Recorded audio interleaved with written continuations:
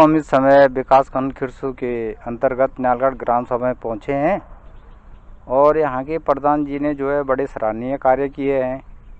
उनकी सराहनीय करते हैं कार्यों की, तो हमने उनके कार्यों को अपने कैमरे में ले तो रखा है। अभी उनसे बातचीत करेंगे और उन्होंने कार्य किस किस निधि के अनुसार किए, कितना किया, सारी बातें आपको प्रधान जी से बात करने पे आपको अवगत कराते हैं। और अभी चलते हैं प्रधान जी के दौरे और आपको मुलाकात कराते हैं उनसे।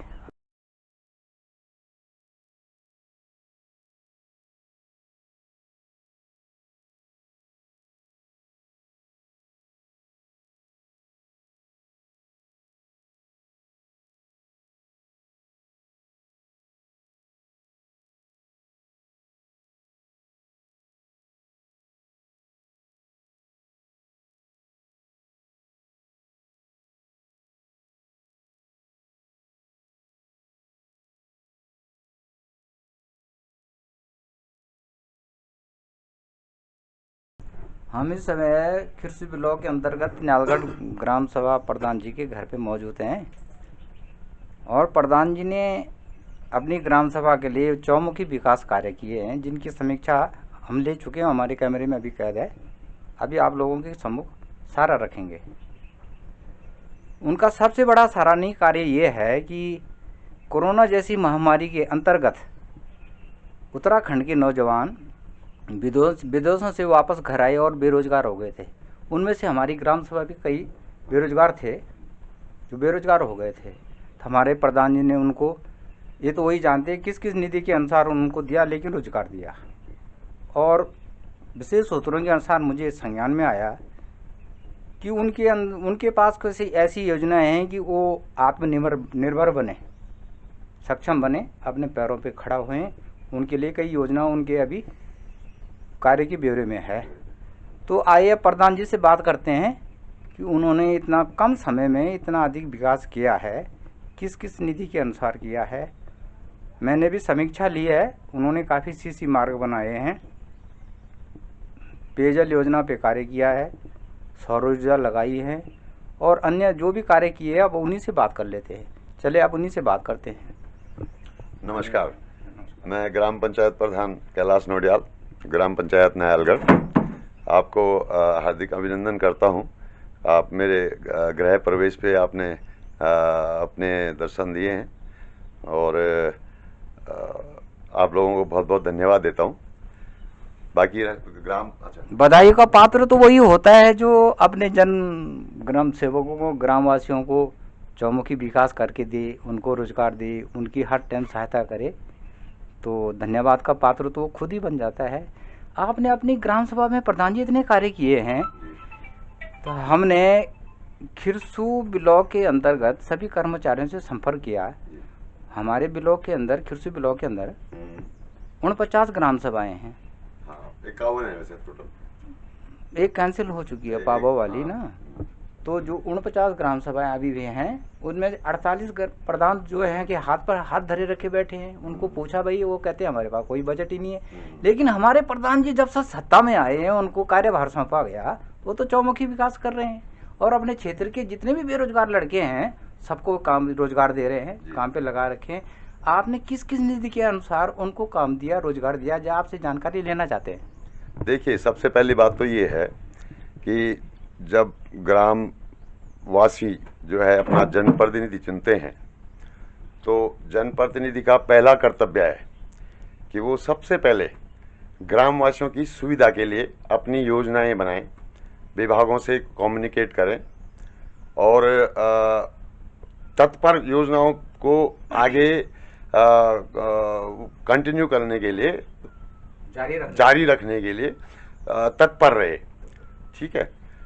फिर होता क्या है कि ग्रामवासियों को मोटिवेट करने के लिए जब तक जनप्रतिनिधि मेहनत नहीं करेगा, विभागों से कम्युनिकेट नहीं करेगा,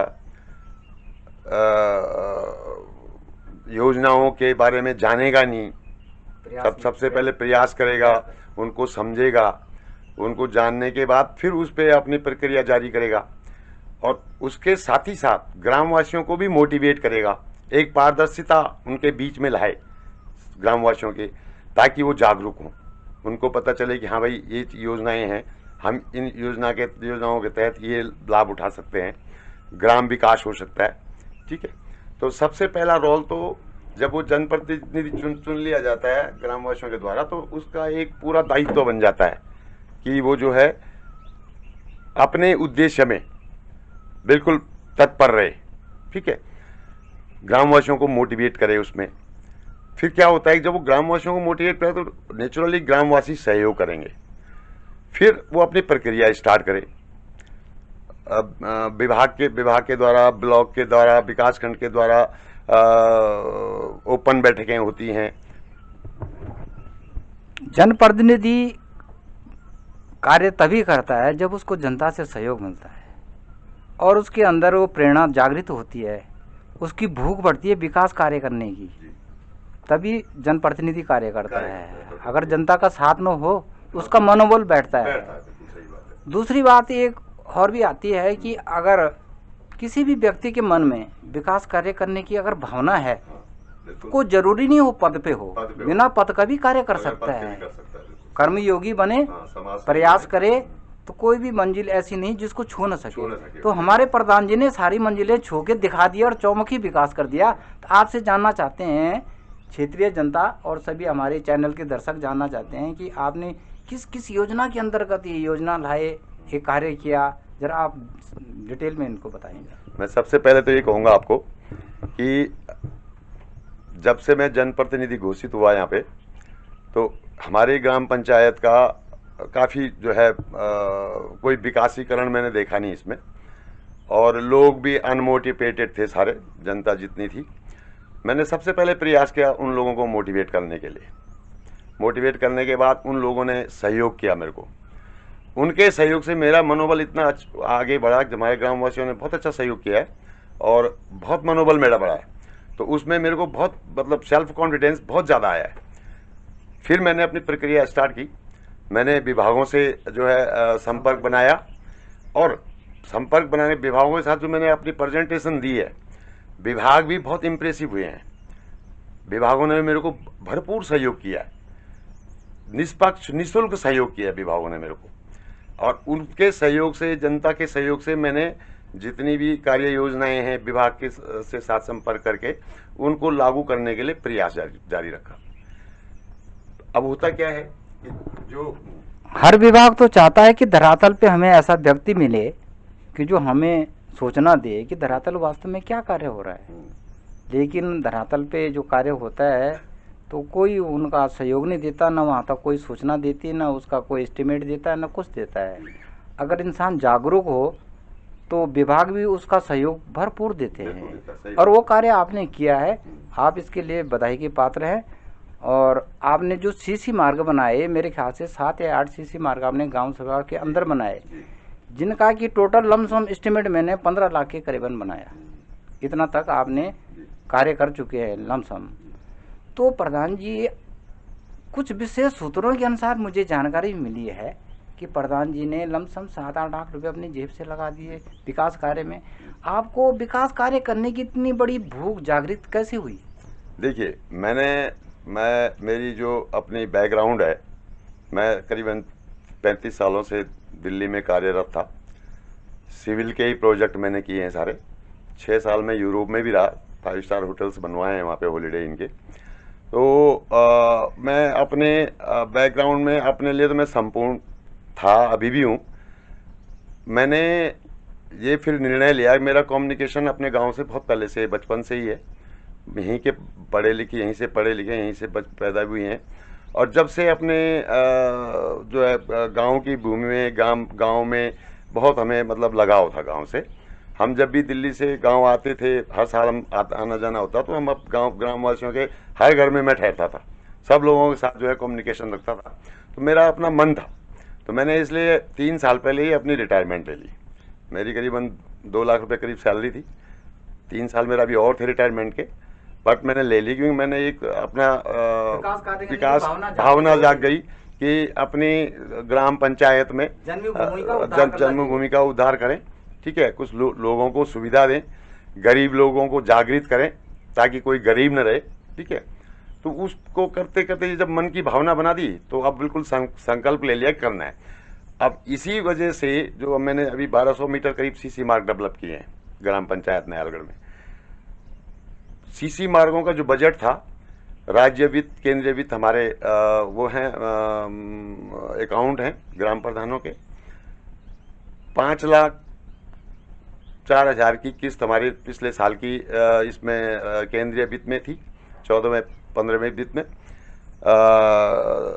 2 लाख 2.25 लाख 2,26,000 की किस्त हमारी राज्य वित्त में थी।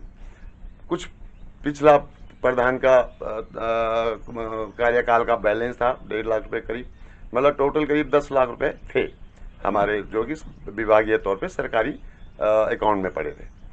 तो उनके लिए मैंने पूरी योजनाएं बनाई, ब्लॉक से भी संपर्क किया, सारा विभागों से संपर्क करके अप्रूवल ली।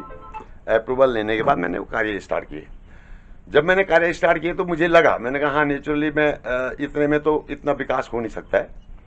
तो मैंने विभागों से भी संपर्क किया, अपने जो सीनियर अधिकारी हैं उनसे भी डिस्कस किया कि मैं देखो ग्राम विकास करना चाहता हूँ, सुविधाएं देना चाहता हूँ अपने ग्रामवासियों को, और विभाग से जो फंड्स हैं वो तो यूज होना ही है, परंतु ये मैं एक अच्छे स्केल में काम करना चाहता हूँ। विभाग का अगर 10 लाख रुपये अकाउंट में पड़ा हुआ है और मैंने 10 लाख में काम कर दिए 10 लाख की, और वो जो है सुविधाएं पूरी नहीं मिली। एक सीसी मार्ग बनाता हूँ 200 मीटर का है, मैंने 100 मीटर पे ही छोड़ दिया। अमूमन ऐसे ही हुआ पहले भी, पर पहले भी ऐसे होता था प्रधानों के टाइम में कि अगर 200 कम मानक में ही पूर्ति हो जाती थी, कम मानक में ही पूर्ति हो जाती थी। पर मैंने वो नहीं करना, क्योंकि मैं तो इस फील्ड का आदमी हूँ, कंस्ट्रक्शन फील्ड में 32 साल मैंने कंस्ट्रक्शन फील्ड में नौकरी की है, जॉब किया है और पूरा एक्सपीरियंस है। तो मेरा ध्येय ये है कि अगर आप एक ईंट रखो तो उस ईंट को ऐसे रखो कि वो ईंट बिल्कुल वहीं रहे, कभी वो खिसके ना वहाँ से। तो ये मेरा ध्येय रहता है, ये मेरा प्रैक्टिकल मेरा एक्सपीरियंस भी है। तो इसलिए मैंने सोचा, मैंने चलो ठीक है, मैं विभागों से थोड़ा उनके नॉलेज में डाल के कि भाई मैं भी फाइनेंशियली ठीक हूँ, स्ट्रॉन्ग नहीं कह सकते पर ठीक हूँ, और मैं इतना क्षमता रखता हूँ कि थोड़ा बहुत मैं अपने व्यक्तिगत रूप से भी लगाऊँ। पर यह है कि हाँ, सरकारी नियमानुसार मेरे को इसमें जो बाद में आप विभाग दे सकता है, अवशेष भुगतान कहा जाता है उसको, तो अगर वो आपसे कोई मैंने कार्य किया हुआ है उसमें अवशेष भुगतान बैलेंस है, तो वो मेरे को विभाग ने भी सहयोग किया है कि प्रधान जी आप अगर विकास करना चाहते हो हम आपके साथ हैं। नेक्स्ट बजट में अवशेष भुगतान में जो भी गवर्नमेंट के रूल के हिसाब से होगा वो आपको मिल जाएगा, उसमें कोई प्रॉब्लम नहीं है, आप करना चाहते हो विकास करो। तो उसी ध्येय पे हमने ये किया है।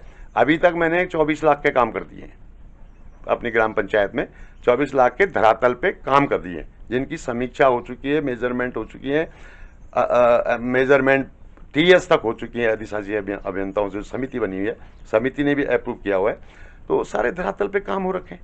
तो इसलिए मेरा अपना उद्देश्य ये है कि आप पैसा लगाओ, परंतु पैसे लेकर यूटिलाइजेशन होना चाहिए, सही तरीके से वो पैसा लगे सही, ताकि लोगों को सुविधा मिले, ग्राम विकास हो, है ना। तो इसलिए मैंने वो अपना थोड़ा बहुत, ठीक है 5-7 लाख रुपए मैंने अपनी पॉकेट से भी खर्च किया हुआ है, पर मुझे उससे कोई वो नहीं है, क्योंकि मेरा अपना एक व्यक्तिगत वो था कि मुझे जो है सुविधाएं देनी ग्राम सेवा को। प्रधान जी के विचारों से महसूस होता है कि इन्होंने आज तक अपनी मातृभूमि को हो, ग्राम सभा को हो, इसके अंतर्गत जितने भी कार्य हुए थे उनसे इनका मन असंतुष्ट था, इसलिए इन्होंने एक कदम उठाया कि मुझे अपनी जन्मभूमि का, अपनी ग्राम सभा का जीर्णोद्धार करना चाहिए, और सरकारी जो पैसा आता है उसका सही ढंग से सदुपयोग हो, दुरुपयोग, और आज तक इनकी दृष्टि में उसका दुरुपयोग हुआ, काम ही नहीं दिख रहा कहीं। नहीं, आपके कार्यों की समीक्षा करके तो हमारे पास है, हमने देखा आपके कार्य ठीक है, तो आपने इतना अपने जेब से इतनी बड़ी रकम लगा ली, इसमें आपको कोई घबराहट नहीं है यार, इतना बड़ा रिस्क कैसे ले लिया आपने? नहीं, मेरे को कोई घबराहट नहीं है, क्योंकि मैं देखिए करीबन 40 साल हो गए हम लोग बाहर थे, हमारा पैतृक यहाँ पे मकान था, सब टूट गया था, ठीक है, पर हमारा एक मन था, उद्देश्य हमने बना दिया कि हमने अब गांव में रहना है, ग्रामवासियों की सेवा करनी है, उनके लिए सुविधाएं देनी है, ठीक है, अपना जीवन व्यतीत भी गांव में करना है, ठीक है। तो मैंने सबसे पहले तो अपना ही घर बनाया, अपने घर पे मैंने 20-25 लाख रुपए लगाए हैं मैंने, ठीक है, जॉब की है हमने, यूरोप में भी रहा मैंने, मेहनत से पैसा कमाया है, और उस पैसे का यूटिलाइजेशन भी मैंने बड़ी मेहनत से किया है। दिल्ली में भी मकान है मेरा, दिल्ली में भी घर है, बच्चे संपूर्ण परिवार है भगवान की कृपा से, और सब अपने सही उसमें हैं। तो मुझे पैसे से इतना वो नहीं होता, लगाव नहीं है कि पैसा तो अपने आप आता है। आदमी अगर मेहनत करेगा तो जरूर आएगा पैसा, परंतु मेन मुद्दा वो है कि उस पैसे को यूटिलाइज कैसे करना है, वो यूटिलाइजेशन का आदमी को अपने पास उस पर वो होना चाहिए। कहते हैं ना, एक कहावत है कि कमाने वाले से बड़ा समाने वाला होता है। आपके अंदर वही धारणा मुझे मिली है कि वो कमाने को तो हर कोई कमा लेता है, पर उसका सदुपयोग किस ढंग से किया जाए आपने ये धारणा पकड़ी है। तो अभी आपके मन में जो विकास कार्य करने की योजनाएं हैं उनके बारे में आप थोड़ा संक्षिप्त में हमें बताएं। आगे आपकी क्या विचार है, क्या योजनाएं आपके अंदर है, भी अभी कार्य कितने और बाकी करने हैं, आप जरा संक्षिप्त में हमें बताइए और हमारे दर्शकों को बताइए। मैंने अभी तक जो 24 लाख के आपको काम गिनवा रहा हूँ, उसमें 7 लाख के काम तो मैंने मनरेगा में कर दिए हैं। उसमें मैंने मनरेगा में हमारे यहाँ स्रोत हैं, बहुत बढ़िया स्रोत हैं, जो स्रोत जिनका कि पौराणिक स्रोत हैं, और वो स्रोत बिल्कुल मतलब सूखने वाले थे, क्योंकि वहाँ यूटिलाइजेशन किसी ने किया नहीं है। तो उसके लिए मनरेगा की योजनाएं आई, खाल बनाने की, खंती बनाने की, जल को संरक्षण करने के लिए। तो मैंने 2 लाख की तो खाल के बनाई हैं, 4 खालें बनाई हैं, 2 लाख में खंतियाँ बनाई हैं स्रोतों के ऊपर, ठीक है। उसके बाद मैंने उन स्रोतों के साथ में पानी की निकासी के लिए 2 पेयजल टैंक बनवा दिए हैं। एक पेयजल टैंक अभी प्रस्तावित है नयालगढ़ गांव में, वो भी बनेगा। आपके सोलर लाइटें लगवाई हैं गांव में, अंधेरा था, सब चौराहों पे लोगों को आने जाने में असुविधा होती थी, जंगली जानवरों का डर रहता था, उसके लिए मैंने स्पेशल आपने जितने भी विकास कार्य किए हैं, सीसी मार्ग बनाए हैं, सौर ऊर्जा की प्लेट ये लाइट लगाई है और अन्य कई कार्य किए, वो तो हमने सारी समीक्षा करके और हम अपने चैनल के माध्यम से सभी दर्शकों को दिखा देंगे। भूमि विकास के पुस्तक किए हैं, सारे खेत लोगों के जो उपजाऊ खेत थे उनको स्लाइडिंग हो गई थी बरसात में, तो उनके भीड़े पुस्ते जो योजना के अंतर्गत वो बनवाए हैं मैंने 2 लाख के ग्राम सभा में। आपका मैंने जो बंजर खेत पड़े हुए हैं उन खेतों में अभी तक 1000 तो मैंने फलदार वृक्ष लगा चुका हूँ योजना के अंतर्गत, फल उद्यान की योजना के अंतर्गत। 1000 मैंने सहतूत के वृक्ष लगा चुका हूँ उन खेतों में, वो भी रेशम विभाग की योजना के अंतर्गत। रोड के किनारे इनसे फॉरेस्ट वालों से 1000 पेड़ की डिमांड दे रखी कि रोडों के किनारे छायादार वृक्ष लगाओ आप, वो भी अभी बरसात में लगेंगे। हमारा यहाँ नीचे गधेड़ा है जिसको हम नैल कहते हैं, नैल तोक है, वहाँ पे हमारा बहुत पुराने बड़ पीपल के पेड़ हैं। लोग उठते बैठते थे वहाँ पे, अपने जानवरों को पानी पिलाने के लिए, घास चुगाने के लिए सब वहाँ ले जाते थे। आज की डेट में वो बिल्कुल वहाँ बंजर पड़ा हुआ है, वहाँ झाड़ियाँ हैं, कांटेदार वृक्ष हैं, सब कुछ अस्त व्यस्त है। उसका सौंदर्यकरण के लिए मैं पूरी कोशिश कर रहा हूँ। उसमें मैं अपना एक ड्रीम प्रोजेक्ट बनाना चाहता हूँ। उसके लिए मैंने माननीय शिक्षा मंत्री भारतवर्ष रमेश पोखरियाल निशंक जी को पत्र लिखा कि हमारे यहाँ पे इस समय NIT निर्माणाधीन है, सुमारी NIT सुमारी। उसके लिए मैंने उनको अभी पत्र भेजा कि हमारे यहाँ पे करीबन 500-700 नाली जो भूमि है, बंजर भूमि है, नदी के किनारे किनारे ग्राम पंचायत की वो भूमि है, उस भूमि में को यूटिलाइज़ किया जाए। उसमें आप खेल प्रसाल बनाइए, NIT की हेलीपैड बनाइए। तो उसके लिए उनको पत्र लिखा, तो आदरणीय शिक्षा मंत्री जी ने हमें उसकी रिप्लाई भेजी हुई है कि उन्होंने सारे संबंधित विभागों को हमारे पत्र को प्रेषित कर दिया है और उस पर आगे सर्वे कार्रवाई होगी। बहुत कुछ योजनाएं उस नैल के अंदर में हैं। अभी मैंने 10 लाख का मनरेगा से एक एस्टीमेट सैंक्शन करवाया है मत्स्य पालन झील के लिए वहाँ पे, ताकि ग्रामवासियों को रोजगार मिले हैं। वहाँ पे हम बकरी बाड़ा बनाएंगे, मुर्गी बाड़ा बनाएंगे, पर्यटक स्थान बनाएंगे। बारात घर मैंने वहाँ पे भी 50 लाख का एस्टीमेट स्वीकृति के लिए भेजा हुआ है। सामूहिक बारात घर एक बनेगा। नदी के किनारे दोनों साइड अभी माननीय कृषि मंत्री सुबोध उनियाल जी कृषि ब्लॉक में आए थे। मैं वहीं उनसे मीटिंग की। मीटिंग कर से उनके 68 लाख का रुपए का एस्टिमेट मैंने नदी के दोनों किनारे रिटेनिंग वॉल, सीमेंट की जो वॉल होती है, सुरक्षा दीवार भी उसको बोलते हैं, तो उसके लिए उनसे एस्टिमेट पास करा के अब उसका कार्य स्टार्ट होगा। अभी कृषि विभाग के द्वारा 3 लाख का एस्टिमेट उन्होंने दिया था। चेक डैम बनवा दिए वहाँ सारे, ताकि भूमि का खनन न हो। काफ़ी सारी योजनाएं हैं, विकास योजनाएं बहुत हमने आगे। अभी मतलब मेरी अपना ये रहा कि मैंने जब हमारी फर्स्ट ओपन बैठक हुई थी, उसी बैठक में मैंने तकरीबन 5 साल के योजनाएं प्रस्ताव पारित करा चुका हूँ, और उन्हीं पे मैं अब सारा आगे कंटिन्यू वर्किंग कर रहा हूँ। ये थे प्रधान साहब की आगामी योजनाएं, और साथ ही इनकी सबसे बड़ी धारणा ये है कि मेरी ग्राम सभा के अंदर जितने भी बेरोजगार नौजवान हैं उनको रोजगार लगाया जाए, उनको आत्मनिर्भर बनाया जाए। बड़ी अच्छी धारणा है आपकी। और आपने अभी और कोई कार्य किए थे, संक्षिप्त में उनको भी बता दीजिए। अभी मैंने करीबन 5 करोड़ की तो मैंने विभाग से योजनाएं स्वीकृत कराई हैं अपनी ग्राम पंचायत के लिए, जिसमें कि वो सारी रोड्स की हैं। हमारे गांव में कनेक्टिविटी नहीं थी, तो माननीय विधायक और उच्च शिक्षा मंत्री धन सिंह जी आए थे, ब्लॉक में मीटिंग थी, तो उनकी मीटिंग में मैंने उनसे ये अपने प्रस्ताव दिए थे कि भाई हमारे उन्होंने घोषणा की थी वहाँ पे कि मैंने सारे अपने विधानसभा क्षेत्र में हर गांव में रोड कनेक्टिविटी कर रखी है। तो उसमें मैंने थोड़ा उसमें ऑब्जेक्शन उठाया। मैंने कहा सर आप हमारी ग्राम पंचायत में देखिए, हमारी कटुलसी पट्टी में 13 ग्राम पंचायतें हैं, वहाँ आप एक बात देखिए कि वहाँ कहीं कुछ भी कनेक्टिविटी नहीं है रोड्स की। तो उस पर उन्होंने थोड़ा सा जो है पेन लिया। पेन लेके फिर मेरे से बोला प्रधान जी आप अपने प्रस्ताव दीजिए। मैंने प्रस्ताव उनके दिए, तो माननीय धन सिंह जी का बहुत शुक्रिया अदा करते हैं। उन्होंने हमारे जितने भी प्रस्ताव हमने दिए सब प्रोसेस में किए हुए हैं। उनमें से धामकेश्वर सिद्धपीठ मंदिर इंटर कॉलेज प्राइमरी स्कूल वहाँ पे है। नैल तोक से वहाँ 18 साल पहले पीडब्ल्यूडी ने एक रोड काटा था, कच्चा रोड। अब होता क्या है कि उसमें विभाग की, मैं नहीं मानता कि विभाग की कोई गलती है, क्योंकि जब कोई प्रस्ताव देता है किसी कार्य योजना के लिए तो अधूरा दे दिया, तो जितना आप प्रस्ताव दोगे उतना ही विभाग करेगा। उस समय रोड का केवल कच्ची रोड का उन्होंने काटने का प्रस्ताव दिया और उन्होंने काट के छोड़ दी। उसके बाद किसी भी प्रधान ने आज तक उस रोड को प्रस्तावित नहीं किया कि इस पे आप डामरीकरण करो। लोगों को आने जाने में बहुत असुविधा होती है बरसात में। वहाँ मैंने कई बार जेसीबी लगा के बीच में वो ठीक कराई है ताकि लोग मूवमेंट हो। सिद्धपीठ है, वहाँ पे पौराणिक भक्तगण बहुत ज़्यादा जाते हैं।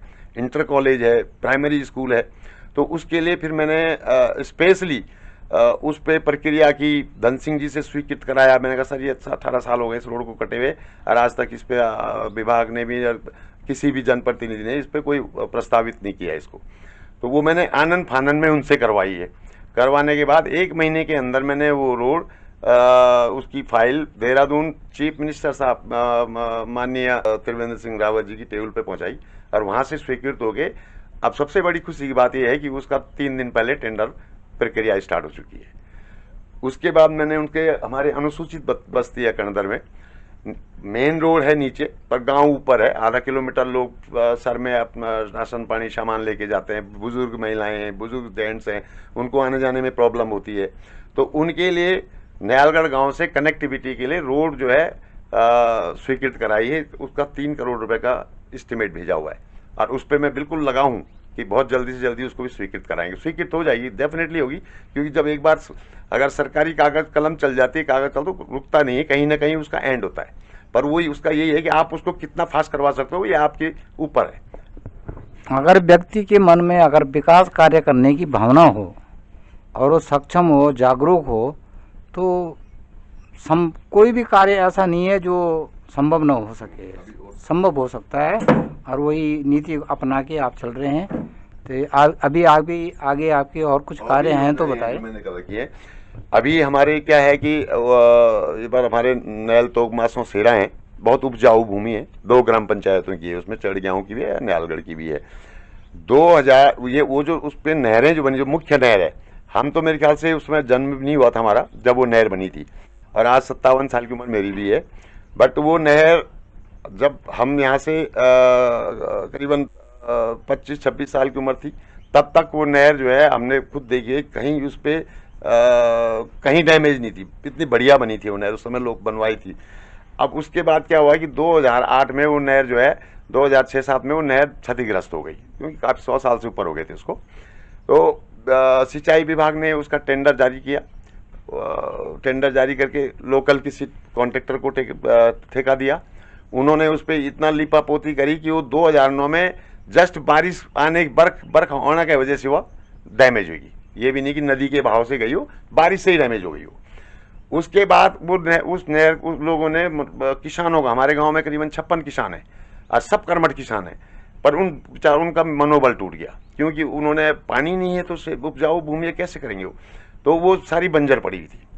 जब मेरी फर्स्ट ओपन बैठक हुई थी जनवरी में 2020 में, तो सबसे पहला ग्रामवासियों का क्वेश्चन यही था कि हम लोग जो है भूखे मरेंगे, खाएंगे क्या, हमारी तो खेती सारी बंजर पड़ी हुई है। मैं कारण क्या है, कहते नहर जो है इतने सालों से टूटी हुई है और वो रिपेयर नहीं हुई है वो। तो मैंने ग्रामवासियों को उसी समय कहा कि मैंने कहा आप लोग उस झाड़ियों को काटो, खेतों को साफ करो और अपने खेत बीज बोना स्टार्ट करो। मुझे अगर सामने दिखेगा आप लोग काम कर रहे हो इसमें, मैं नहर आपको जितना जल्दी होगा मैं नहर बना के दूंगा। और वही हुआ, गांव वालों ने उस दिन से कम से 40% लोगों ने अपने खेत स्टार्ट किए हैं। जो 70 साल के बुजुर्ग भी हैं उन्होंने भी खेती स्टार्ट करी वहाँ, जो कि बंजर पड़ी हुई थी। तो उनकी भावनाओं को देखते हुए मैंने आनन फानन में तत्काल में जो है इधर उधर विभागों में, सिंचाई विभाग में भागा, सिंचाई विभाग अधिकारियों से बात की। उन्होंने भी कहा हमारे पास अभी फंड्स नहीं है। मैंने कहा फंड्स नहीं है तो आप लोनिंग लीजिए। जब गवर्नमेंट के पास पैसा नहीं है तो जब एक व्यक्ति लोन ले सकता है, गवर्नमेंट क्यों नहीं ले सकती है? गवर्नमेंट की लोनिंग की बहुत सुविधाएं हैं। तो उन्होंने नबार्ड से लोनिंग का मैंने अपने सामने इस्टीमेट बना के और मुख्य कृषि सिंचाई अधिकारी से उसी समय इस्टीमेट भिजवा के और नबार्ड वालों से कम्युनिकेशन किया। नबार्ड वालों ने 1 हफ्ते के अंदर 16 लाख रुपए का बजट सैंक्शन कर दिया। अभी 1 हफ्ते से वो नहर का काम स्टार्ट हो रखा है। तो लोगों का मनोबल बढ़ा हुआ है, बहुत अच्छा बढ़ा हुआ है मनोबल। तो यही होता है, आप कार्य योजना स्टार्ट करो, मेहनत करो तो क्यों नहीं होगा, सब कार्य करो। अगर व्यक्ति अगर कर्मठ हो, जागरूक हो और काम करने की उसके अंदर भावना हो तो सारे कार्य हो सकते हैं। और उसकी एक झलक हमारे प्रधान जी ने दिखाई ली, अभी हमारी ये काम हो सकती है। तो प्रधान जी आपसे उम्मीद करते हैं आप अपने ग्राम सभा में इसी तरह कार्य करते रहें और हम आपसे संपर्क करते रहें। थोड़ा सा आपको बताना चाहूँगा, अभी मैंने फ्यूचर के लिए प्रस्तावित किया हुआ है करीबन 1.25 करोड़ का, विभाग के द्वारा 1.25 करोड़ की योजनाएं हैं। 50 लाख का तो मैंने बारात घर का एस्टिमेट दे रखा है नहल में ही, जो पंचायत की भूमि में बनेगा। पेयजल टैंक हैं हमारे भी कुछ रहते स्रोतों में, उनकी मैंने योजनाएं दे रखी, प्रस्तावित कर रखी हैं।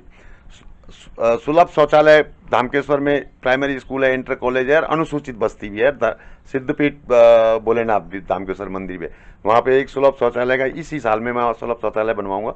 उसके लिए मैंने बजट की स्वीकृति के लिए भेजा हुआ है और डेफिनेटली बहुत जल्दी आ जाएगा। 68 लाख के चेक डैम बन रहे हैं, ये भी प्रस्तावित योजनाएं हैं।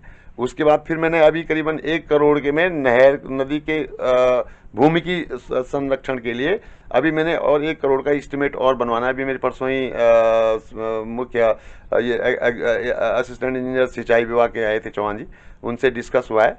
उन्होंने जेई को बोला कि ठीक है आप सर्वे करके एस्टिमेट बनाओ इसका, ताकि नीचे चड़ी गांव के जो दूसरी ग्राम पंचायत की भी जो शेरें हैं वो भी खनन से बचें।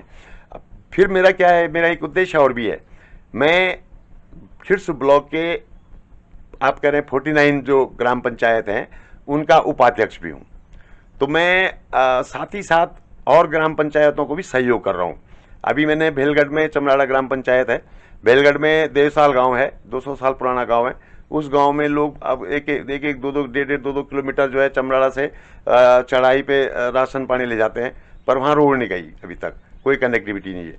उसके लिए मैंने माननीय धन सिंह जी से रिक्वेस्ट करके और जो सचिव हैं, अभी मैंने माननीय रक्षा मंत्री श्री राजनाथ सिंह जी हैं, उनको भी पत्र लिखा हुआ है, क्योंकि अभी पिछले बजट भाषण में सीतारमण जो मंत्री जी हैं उन्होंने घोषणा की थी कि वो भारतवर्ष में 100 सैनिक स्कूल की स्थापना करेंगे, वित्त मंत्री जो हैं।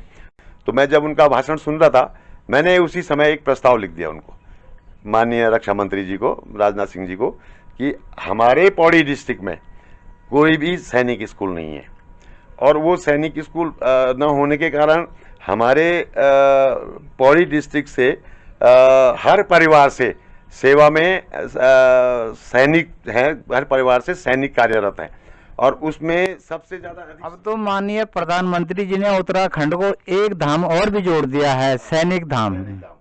तो वहाँ पे हमने उनको लिखा हुआ है कि साहब हमारे डिस्ट्रिक्ट में, और ये हमारा जो हमारे पास ग्राम पंचायत की भूमि है, कुछ ग्रामवासियों के नाप खेत भी है, पर सब सहमति है, सब लोग देने को तैयार हैं और वहाँ एक सैनिक स्कूल की स्थापना की जाए, क्योंकि हमारा क्षेत्र ऐसा है कि वो सब जगह सभी डिस्ट्रिक्ट के लेवल पे सेंटर में है, सब सुविधाएं हैं, मेन रोड्स हैं, सारी कनेक्टिविटीज़ हैं, तो उसके लिए भी मैंने उनको भेजा हुआ है।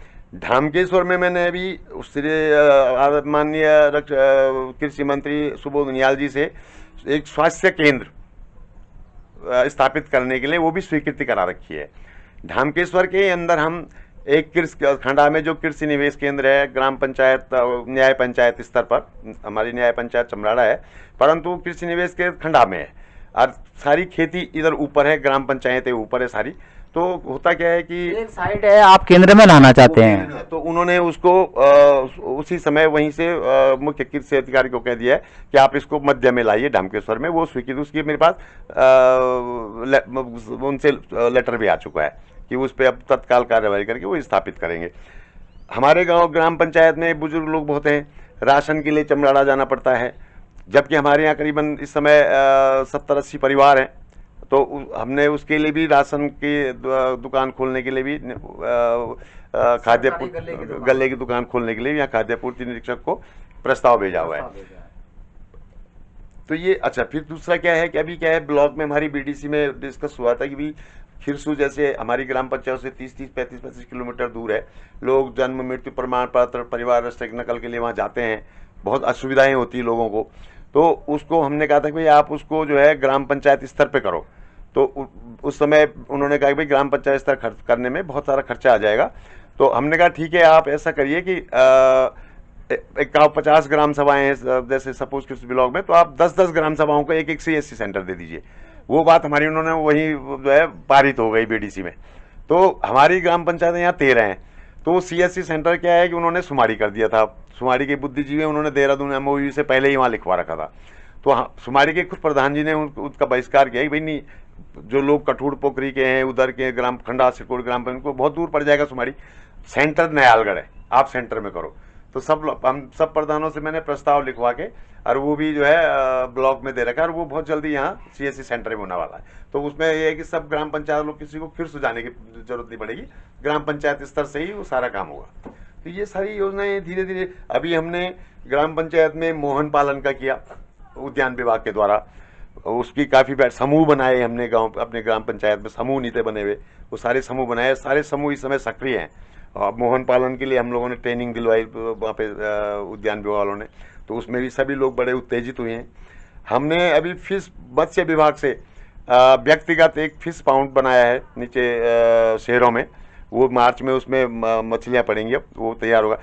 10 लाख का एस्टिमेट मैंने नैल में ही, अपना जो नैल हमारा के नज़दीक है, CDO से मनरेगा अप्रूवल कन्वर्जन में अप्रूवल करवा के आए, वो भी अप्रैल से काम स्टार्ट करेंगे। ये सारी चीज़ें हैं, बहुत सारी चीज़ें हैं, मतलब प्लानिंग है।